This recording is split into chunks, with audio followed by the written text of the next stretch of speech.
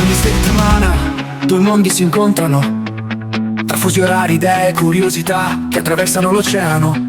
Dall'Italia agli Stati Uniti, un viaggio tra notizie e stili di vita, quel pizzico di follia che rende tutto un po' più smart e decisamente più healthy. Preparati a scoprire cosa ci rende diversi. Preparati a scoprire cosa ci rende diversi e ciò che in fondo ci unisce davvero. Oh oh, è la seconda stagione di Smart and Healthy, con Fulvio e Piero, due voci, due mondi, un solo ritmo. Bentornati, buon pomeriggio, buongiorno, buonasera, dipende dai fusi orari. Qui siamo multimondiali, una parola che non esiste. Questo è Smart and Healthy, Radio Centro Web. Piero se la ride, che già è rilassato perché lui è tornato ora dalle ferie, perché ha festeggiato il suo compleanno, quindi è bello tranquillo. Ciao Piero. Sì, più o meno, buongiorno caro, sono più o meno tranquillo, sì. Poi no, più che altro me la ridevo pensando a un paio di argomenti che si tireranno fuori stamattina. No, ma certo, sicuramente. Oggi sicuramente per te, ma peggio per me. No, oggi pomeriggio per te, stamattina per me. Ho capito, no, avevo capito, fuso orario. Avevo capito peggio per te, ho detto vai, che argomenti mi tira fuori ora? No. Comunque intanto salutiamo tutti i nostri ascoltatori di Radio Centro Web, Smart and Healthy. C'è da fare un saluto particolare perché abita negli Stati Uniti come te e gli ho già chiesto di intervenire, di averlo anche come ospite. Salutiamo William, che è William, benvenuto. italianissimo dal profondo sud d'Italia, ma lui sta negli Stati Uniti, un pochino, non mi ricordo dove, quindi non dirò la zona, ma sicuramente più a ovest di te. Ok.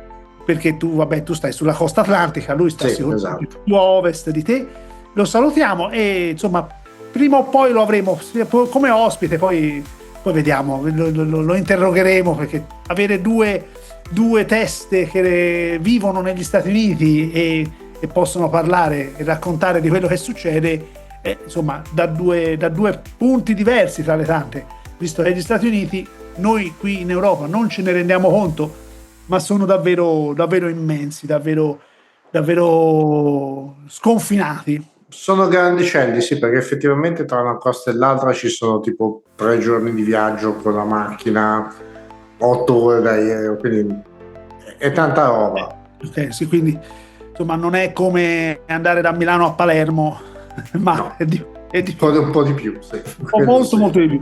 Molto di più. Detto questo, vi ricordo il nostro sito internet www.radiocentroweb.it, onde sonore, il Substack di Radio Centro Web, che come potete andare a vedere, andateci, potete trovare le puntate vecchie e le troverete lì su Substack, le puntate di Smart and Healthy. E niente, quindi noi iniziamo la puntata di oggi, ma allora io ti dico questo, Piero, perché tanto tu vuoi andare a parare anche lì e andiamo subito, perché c'è stato questo benedetto estrazione degli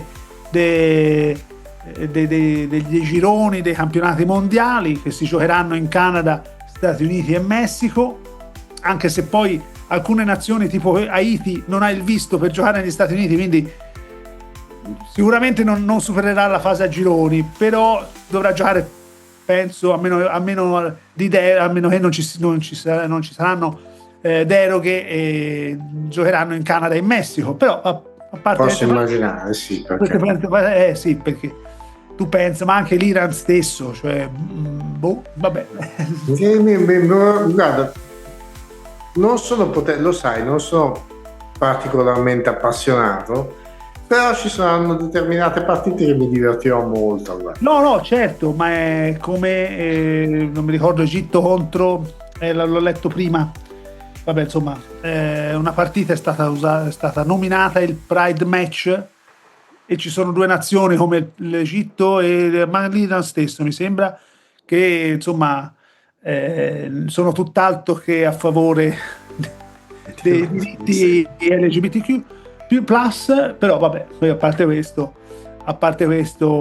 insomma, allora la mia domanda numero uno è: ma perché fare le estrazioni adesso, quando tra le tante il mondiale sarà in estate, non in inverno come in Qatar, ci fu in Qatar, in estate, quindi potevano aspettare la primavera, perché hanno fatto le estrazioni dei gironi con le qualificazioni ancora in corso, tra le tante c'è l'Italia di mezzo. E secondo, che non è una domanda ma è è qualcosa per stuzzicarti, c'è stata la provocazione del Nobel a Trump non ha avuto il Nobel, ma gli hanno dato un premio, comunque alla fine gliel'hanno dato, gli hanno voluto dare. Cioè te vuoi cercare la provocazione proprio accesa, nel senso, perché poi lo sai cos'è anche, che dice no, ma lo sport dovrebbe essere fuori dalla politica. Lo sport non è mai fuori dalla politica. No, allora a prescindere, la maggior parte degli sport lo è di fatto, ma per un motivo semplice, perché determinati sport non hanno peso politico, punto.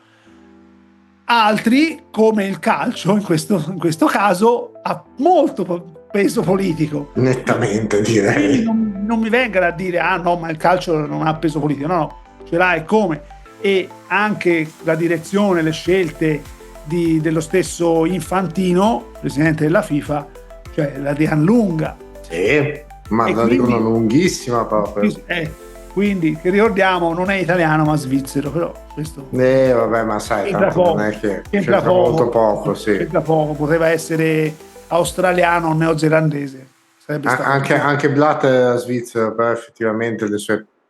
No, vabbè, lasciamo stare Blatter. Appunto, con nel senso... il mondiale 2002, anche lì, il calcio non è politica. Il mondiale 2002 con la Corea del Sud è stato tutto fuorché non politico, sport, sì. Perché poi va bene, ci siamo andati in mezzo noi come nazionale, tutti si ricorderanno del caso Byron Moreno, la scandalosa partita arbitrata da Moreno, assolutamente, sì, qualcosa di micidiale, assolutamente, però insomma è stato molto molto politichese, sì. più che sport. Sì, lo sport era di facciata, alla fine lo sport è una facciata, appunto, il calcio è una facciata. Ma allora, diciamola tutta, il fatto che abbiano estratto i gironi a qualificazioni non ancora finite ti dà già l'idea di come funzionano effettivamente i giochi e di come possono essere validi i risultati che poi arriveranno sul campo. Non nascondo il fatto che ti dà da pensare che non abbiano già fondamentalmente deciso tutto, che non sappiano già chi sarà la squadra campionata. No, vabbè, allora questo a prescindere. Possiamo mettere, allora, in Qatar, per esempio, visto che come mondiale di riferimento c'è quello precedente è stato quello in Qatar, diciamo, potrei anche dirti, ma facendo l'ingenuo, no? Sì. Facciamo conto di essere ingenui. Sì. E non per no, vabbè, senza ragionamenti sotto. Allora c'era una buona possibilità della vittoria dell'Argentina, però fino all'ultimo, anche in finale, poteva vincere sia l'Argentina che la Francia. Sì, ok? Anche perché non è che è stata Argentina contro una nazione vittima sacrificale, no, è stata Argentina-Francia, che comunque sono due nazionali competitive, in livello assoluto competitive. Abbastanza. Quindi, insomma, probabilmente in passato lo erano di più, ma comunque lo sono. No, ma a prescindere dai valori in termini assoluti, però sono due squadre che se la giocano, un po' come fu il mondiale, la finale del mondiale 2018, mi sembra, tra Germania e Brasile, che vinse il Brasile, ma lei poteva vincere sia l'una che l'altra. Sì. Non è che hai una finale dove tu hai una squadra che è nettamente più forte dell'altra, sono squadre che si equivalgono, quindi alla fine insomma è che certi gironi, se si qualificasse l'Italia avrebbe un girone abbordabilissimo, ti dico la verità, perché Svizzera, Qatar e Canada potrebbero essere alla portata dell'Italia.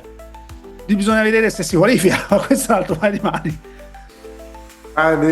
Vabbè, io l'ultima volta che ho visto giocare una nazionale semiseria, perché non si può definire seria, ma semiseria, è stata la finale degli europei in Inghilterra. È l'ultima volta che ho visto giocare una nazionale semiseria. Per il resto meglio perdere che trovare. Vabbè, poi ci sono state delle vicissitudini un po' così.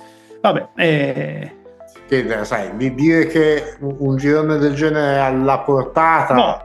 Allora, è un parolone. Potrebbe sulla carta, e per la storia di ogni nazione calcisticamente parlando è alla portata. Poi la palla è rotonda, quindi può succedere di tutto. Esatto. Ma su questo siamo d'accordissimo, assolutamente. Poi sai, alla fine dipende anche da quanto la Meloni sarà nelle grazie di Trump al momento, e se l'Italia dovesse qualificarsi ai mondiali, quindi anche quello è tutta da vedere. Sì, se la metti sul tema, sulla linea politica, sì, però sai, prima deve... Sì, no, Egitto-Iran, scelta come Pride Match. Sì, Iran, non so se ridere o... mi viene abbastanza da piangere per la tipologia di scelta, ma poi magari quello ne parliamo anche più avanti, però nel corso della puntata di oggi. Sì, no, vabbè, certo. Allora, sì. No, vabbè, stavo guardando dove verrà giocata, però anche quello bisogna... Sì, questo è sull'Espresso settimanale di ieri, quanto va bene. L'Espresso tira fuori tante perle interessanti, ti dico la verità, assolutamente. Devo cominciare a preoccuparmi?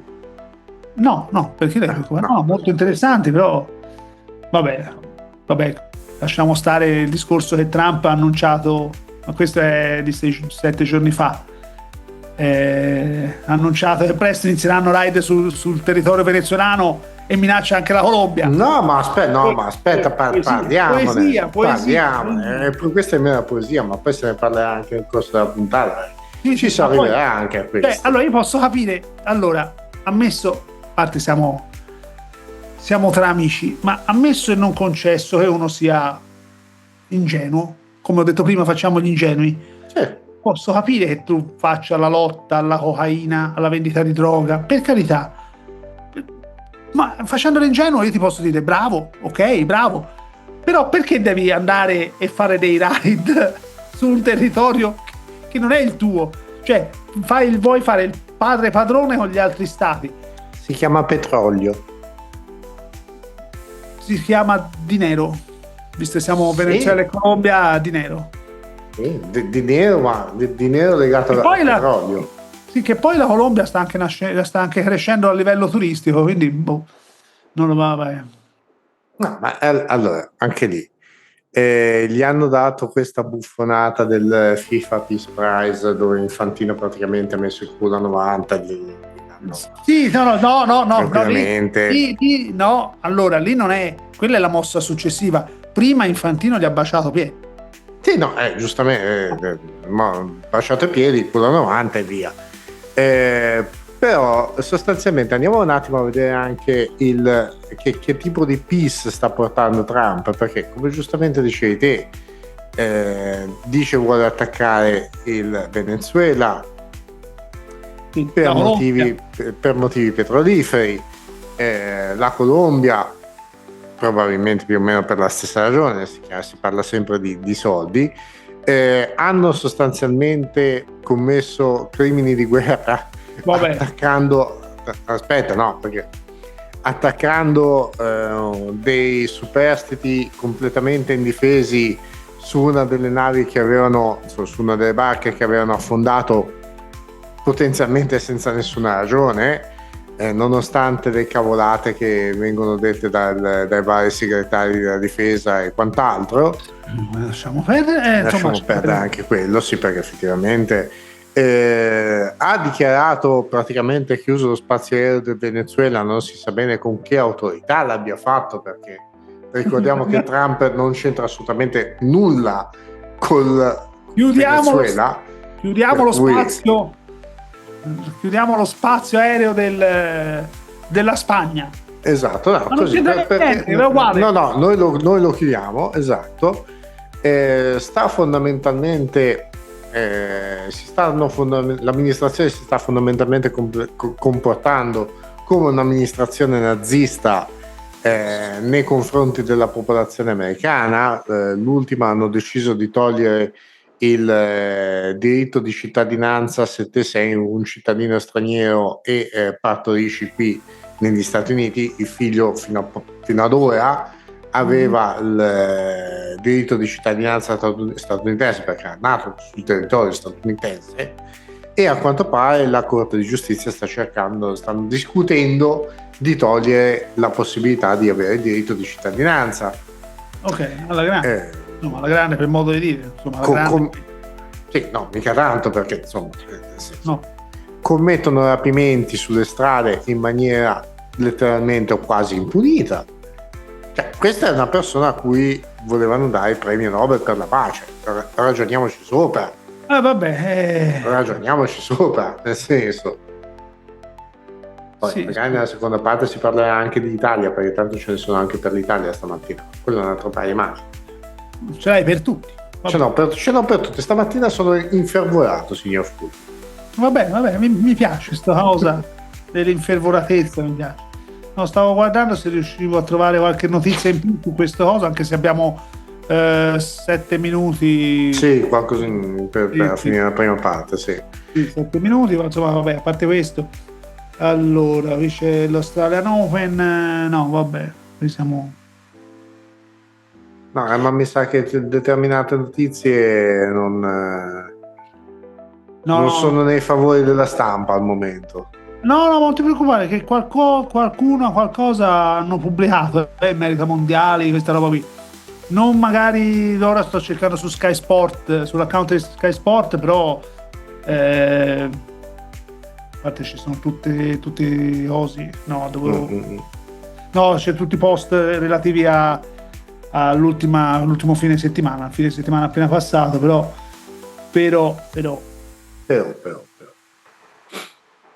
No, vabbè, che sia paradossale questo mondiale, assolutamente. Vabbè, in Qatar è stato paradossale e politico per un verso, questo sarà paradossale e politico per altri versi. Altre cose, sì, assolutamente.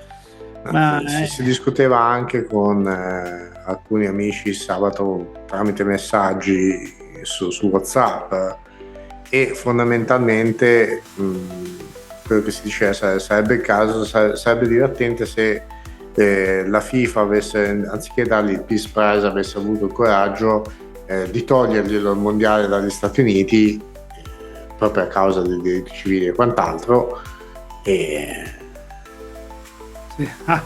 sarebbe stata molto divertente la cosa, ma poi ovviamente quando c'è da tirare fuori le balle fra certe cose quando ci sono delle persone, quando ci sono interessi economici stai buono lì finché non hai riscosso, ovviamente.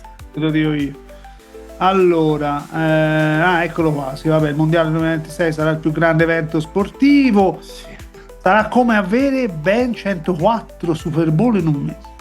Billions and trillions of things and millions. Vabbè, questo ok, sì, questo è il FIFA Peace Prize 2025. Sì, che ricordiamo è stato istituito apposta per Trump, sì. Per questo è contentino. Tra 4 anni chi verrà premiato? Non si sa. Non oso pensarci. Probabilmente Putin, perché tanto ormai tra l'uno e l'altro, o se no a cosa. Tra Trump, Putin e Netanyahu saranno i 3 vincitori del Peace Prize, tanto voglio dire, che l'altro è un genocidio in corso, cosa vuoi dire? No, vabbè, certo, vabbè. Cioè. Assolutamente, ma certo. Aspetta, volevo vedere, perché tra 4 anni mondiali 2030, non so dove verranno fatti. In Marocco. No, ancora non. 2028, lista delle sedi, 2030. Spagna, Portogallo e Marocco, sì. Sì. È un po' come... Vabbè, 2034, lasciamo perdere. Lo sai 2034 dove? No, dimmi. In Arabia Saudita. Bene, chiudiamo, possiamo chiudere qui. Non Anche Burattini, sì, direttamente. non lo sapevo, ciao. Meglio Possiamo ancora. la serietà soprattutto. Di nerità.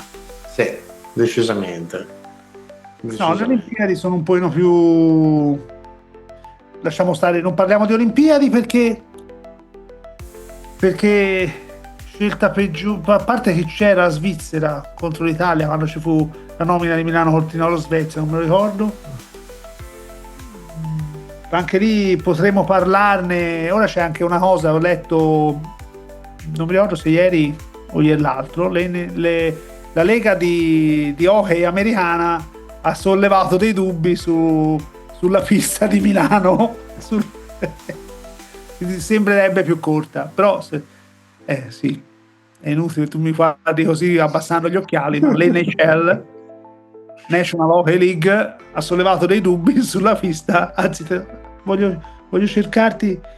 Ma ora si rendono conto che ci sono certe cose che non possono fare a loro piacimento? No, ma proprio Olimpiadi, no, voglio vedere su Milano Cortina, vabbè.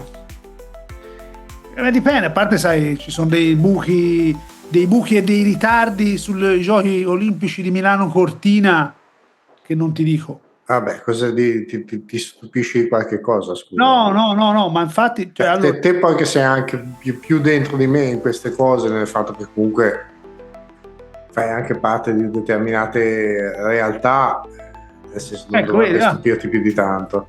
2 giorni fa, aspetta, te la mando su WhatsApp, Milano Cortina, la denuncia degli USA, la pista da hockey, ma accidenti alle pubblicità, la pista da hockey nella nuova arena è più corta rispetto agli standard NHL. Ora bisognerebbe capire se gli standard NHL sono come quelli olimpici o no, perché se gli standard che hanno usato sono quelli olimpici, l'NHL deve stare buona e zitta e giocano con quelli olimpici, non con quelli...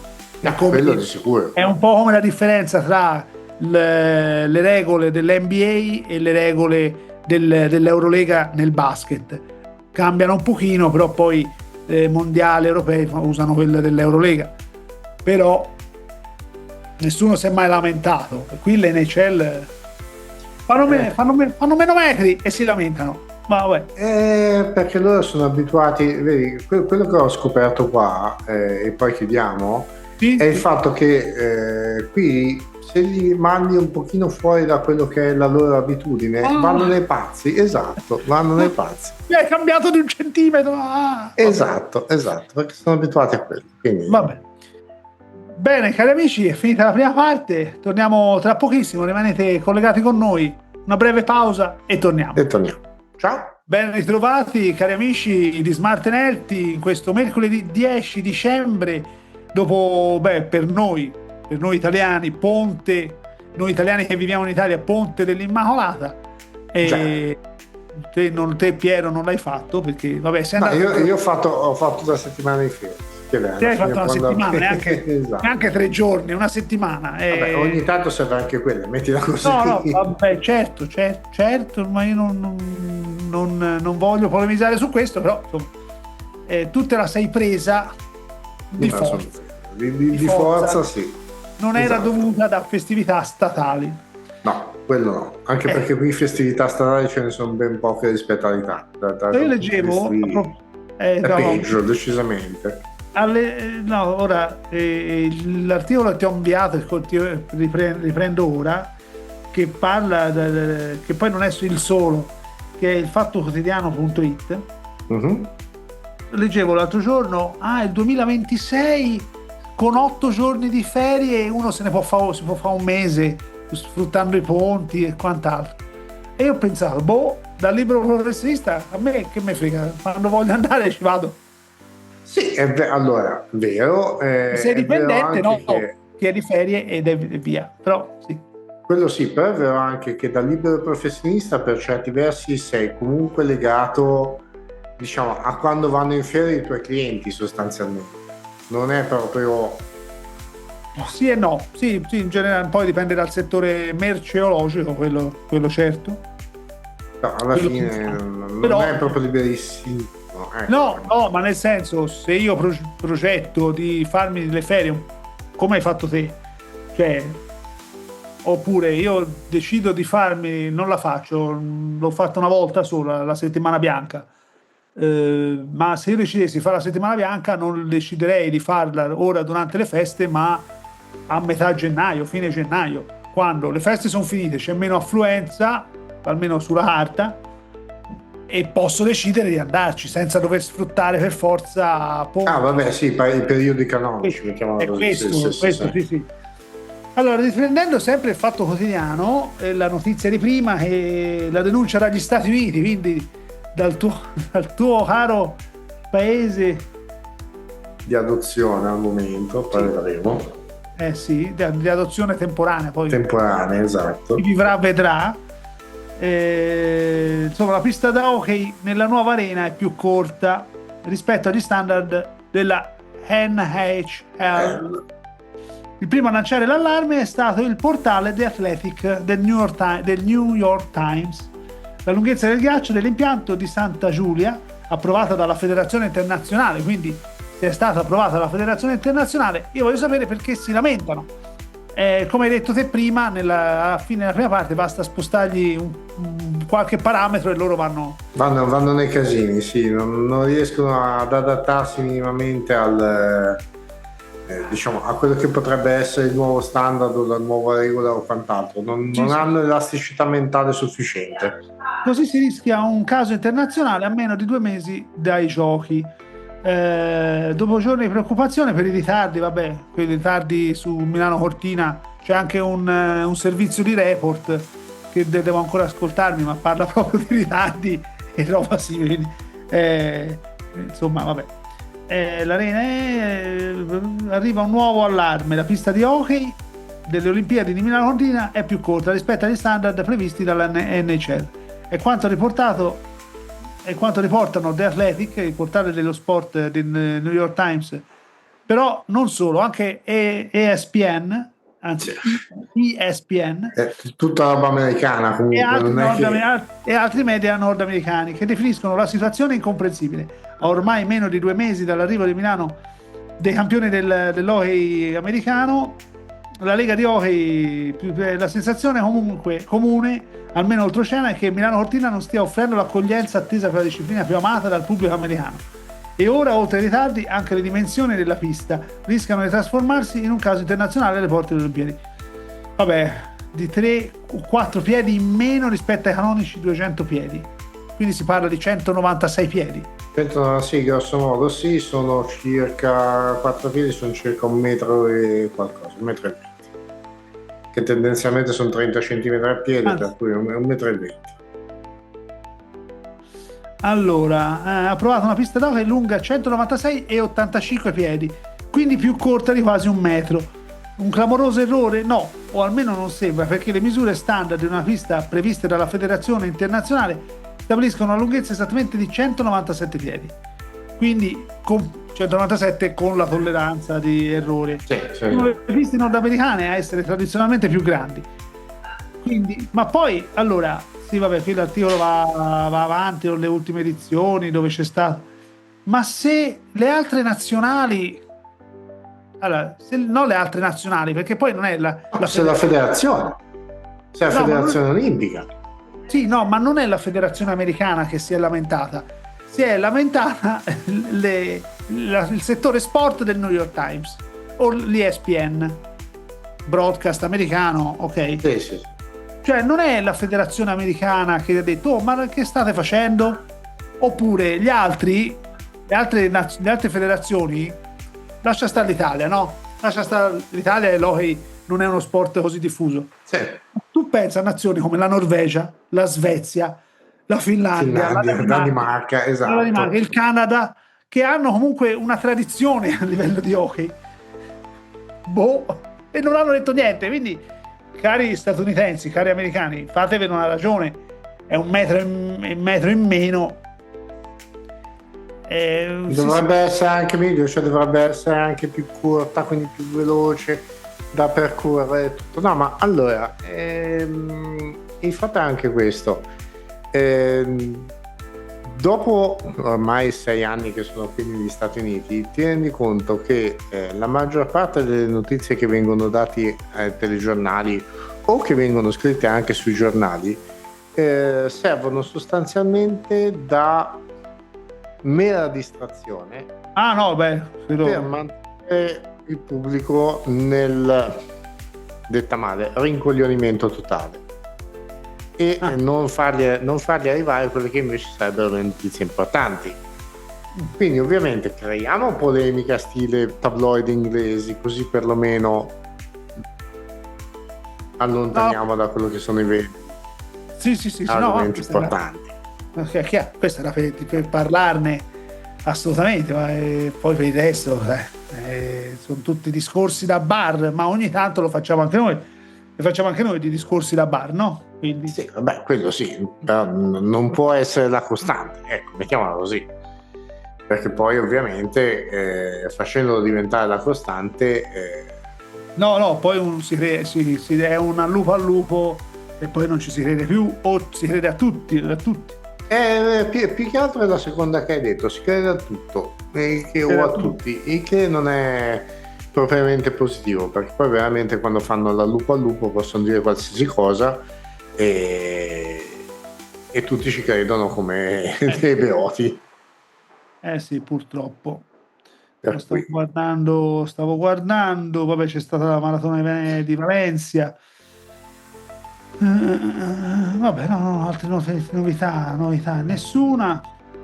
No, dai, direi che in ambito sportivo abbiamo coperto abbastanza. Anche il nostro writer di fiducia ci ha dato l'ennesima opportunità di parlare di lui. Allora, stavo guardando, no? C'è anche una notizia. Allora, che ok, no, stavo leggendo che sempre molte più persone stanno scegliendo le proiezioni cinematografiche la mattina. Famose matinee?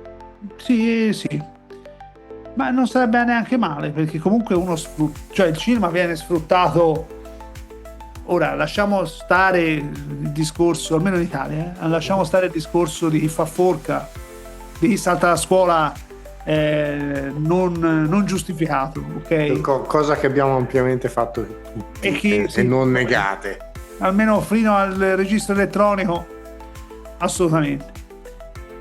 Però sarebbe un incentivo sia per le distribuzioni cinematografiche che non anche dal punto di vista socio-culturale. Ma negli Stati Uniti come funziona il cinema? Più o meno gli orari sono gli stessi nostri? Grosso modo sì, non ho visto grosse differenze. Sono più che altro spettacoli tardo pomeridiani serali, un po' come da noi. Uguale. Sì. Invece perché la mattina in realtà poi qui col fatto del lavoro e tutto non viene sfruttata come potrebbe essere in un caso del genere, fare le proiezioni mattutine. Ma anche sfruttate forse per le scuole, non chissà, vabbè, una notizia così estemporanea che ho letto.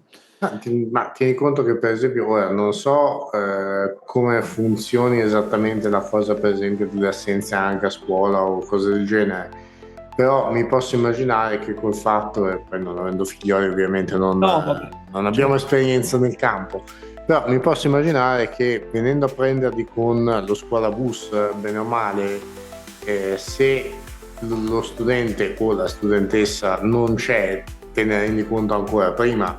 No, certo, sì, perché insomma un preappello, una sorta di preappello ce l'hai, poi comunque soprattutto a livello di elementare, cose del genere, sono comunque i genitori che portano ancora i bambini a scuola, quindi alla fine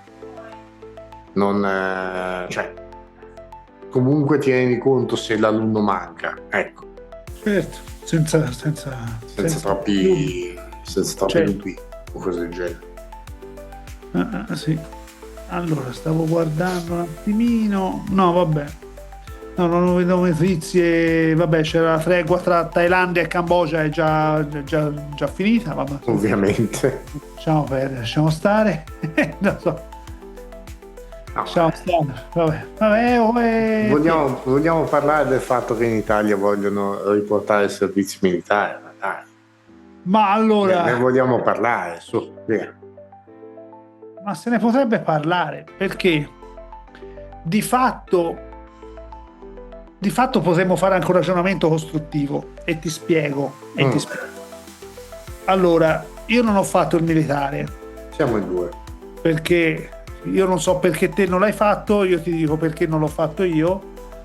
Non l'ho fatto io perché per motivi di studio io sono bocciato due volte e per motivi di studio ho rimandato, ok? Nel frattempo è passata la legge della non obbligatorietà e Mhm. allora ho fatto.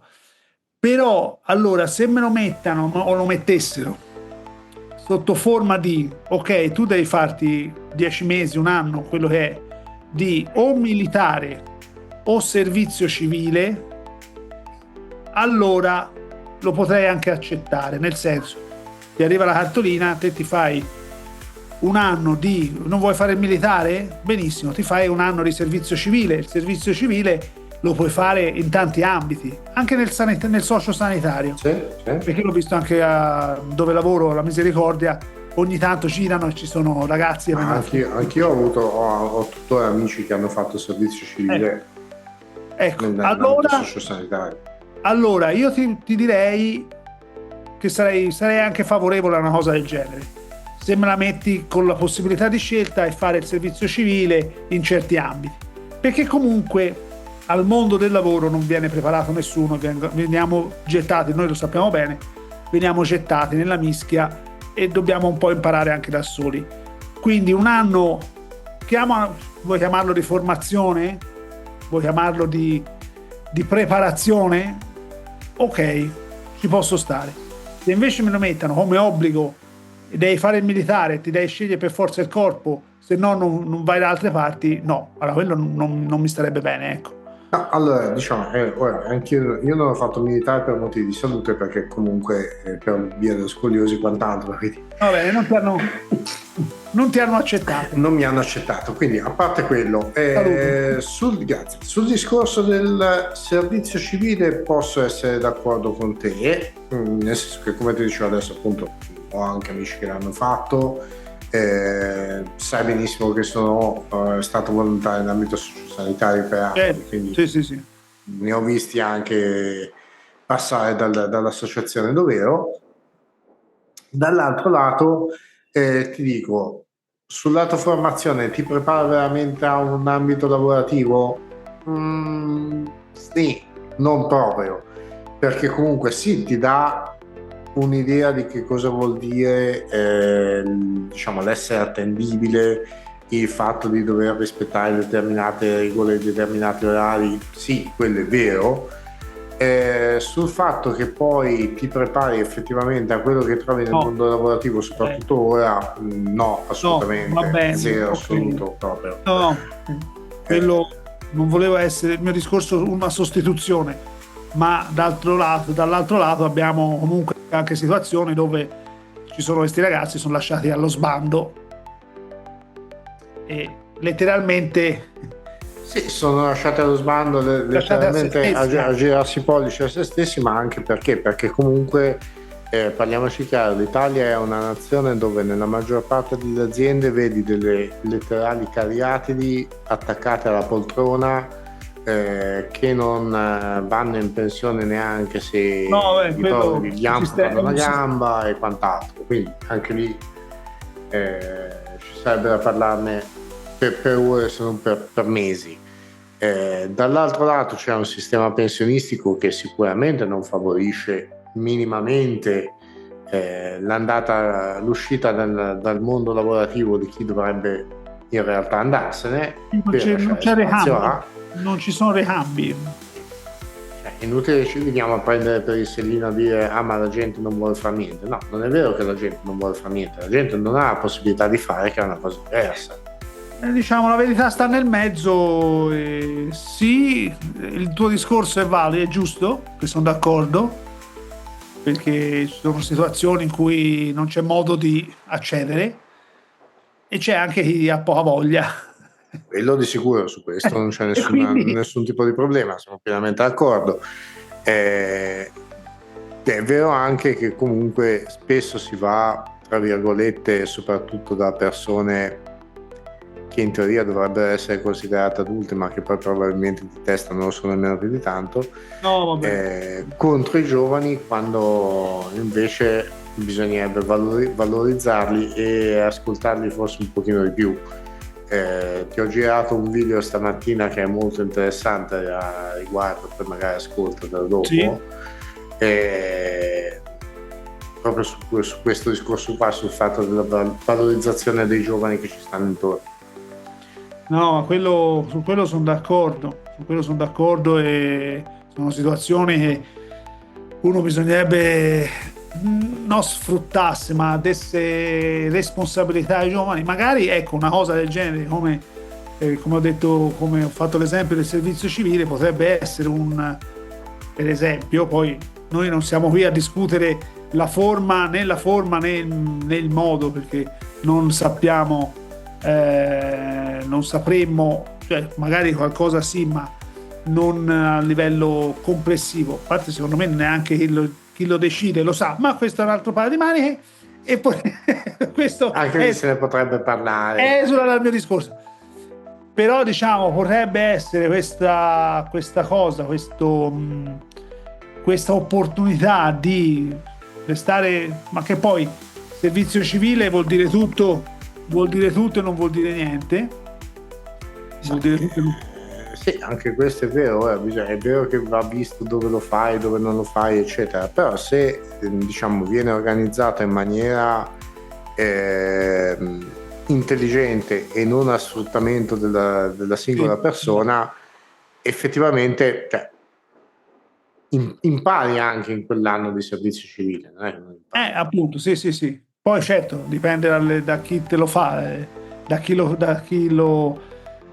istituisce come cosa, come corso e tutto. È chiaro, se c'è degli ambienti positivi uno impara anche a relazionarsi, a conoscere ambienti diversi. Se trovi un ambiente che non ti fa fare niente, non ti dà responsabilità, non ti responsabilizza un minimo, Esatto. è come non farlo, e questo siamo d'accordo. E Esatto. infatti secondo me andrebbe standardizzato un po' come gestione, però questo, come dicevo, non sta a noi deciderlo né farlo, insomma.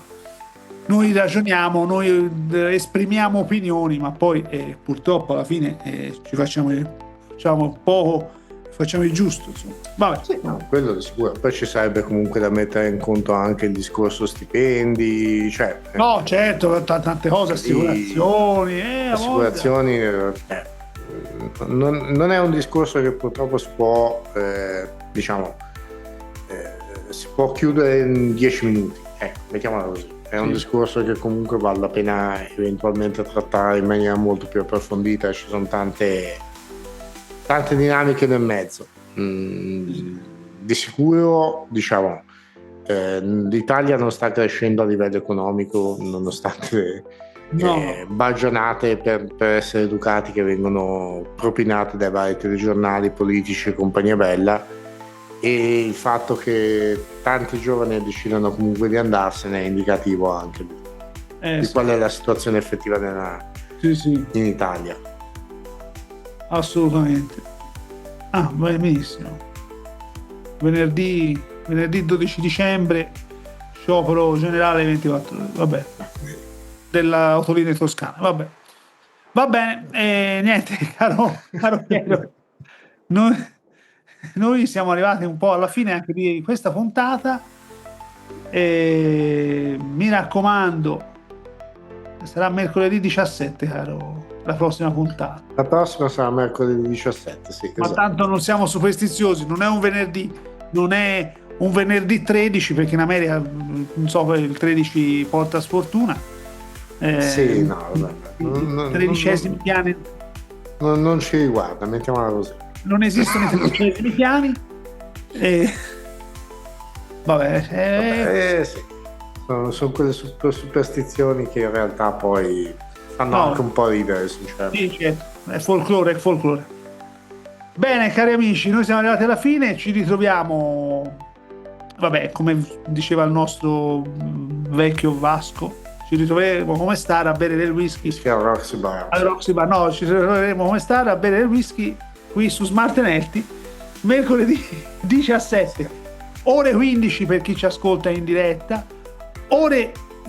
mercoledì ore 15, se no dalle ore 11 del sabato disponibile la puntata, ovviamente come sempre su Spotify, tanto se seguite i canali social, poi da gennaio piano piano vedrete novità su novità. Intanto continuate a seguirci. Caro Piero, è stato un piacere come sempre. As usual anche per me, ci vediamo mercoledì prossimo. Alla prossima settimana. Vai, Ciao. ciao.